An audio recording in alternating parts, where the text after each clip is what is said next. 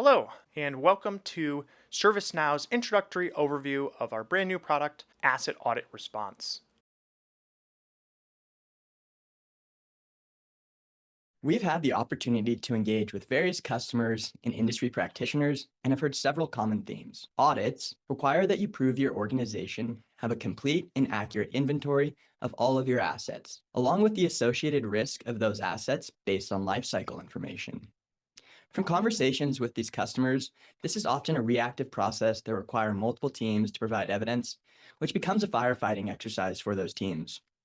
With Asset Audit Response, you're equipped to be more prepared for audits by leveraging built-in content accessible from the audit workspace, ensure accurate and complete data, assign evidence gathering tasks to the appropriate subject matter experts, and access historical responses to measure success and identify opportunities for improvement.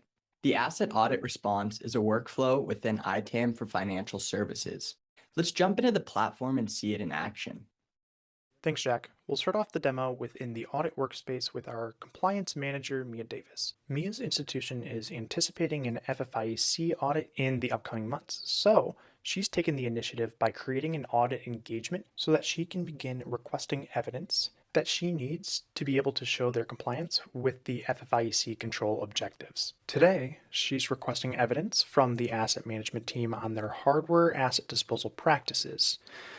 This is needed for the FFIEC DAM 13.03 control objective for maintenance and security of data sensitivity. Once Mia submits this evidence request, we're going to be introduced to our asset manager, Janet.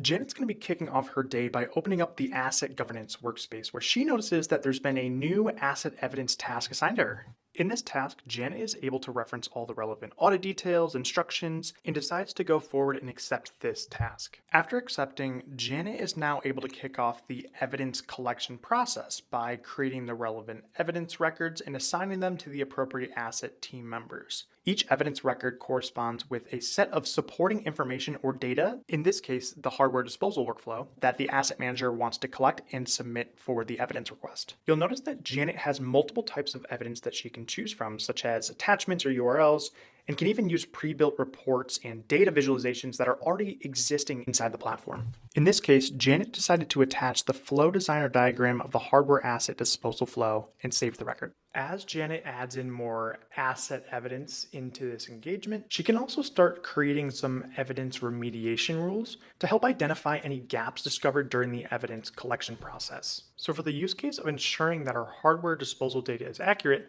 we'll want to target the hardware table as our scope. We'll then use the scope filter to target down what specifically we'll be applying to the remediation rule. So in this case, we'll be identifying the hardware that is either retired and or disposed. We'll then leverage the scope condition to try to identify if there's any missing information for us to be able to create the remediation task for that missing data. In this example, if the disposal order does not have a certificate of disposal attached to it, this will flag and create a remediation task. As we continue to walk through this guided experience, you'll start to notice that there are a lot of out-of-the-box reporting and dashboards that come with this view. For example, the total assets evaluated, what's at risk, what's compliant, as well as the automated remediation tasks that get kicked off. In this example, we'll just go through and complete one just to go through and say, hey, we are now going to submit this for review to our audit manager.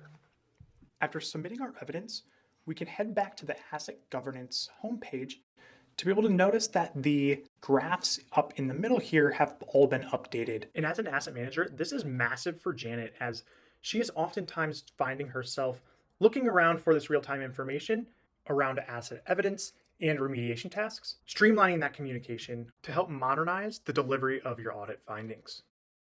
So now that Janet has submitted her asset evidence that Mia requested for the FFIEC audit, we'll notice that the state of this evidence record is in review. Mia can now look through the details of the evidence request, accept the evidence, request revision, or request more information.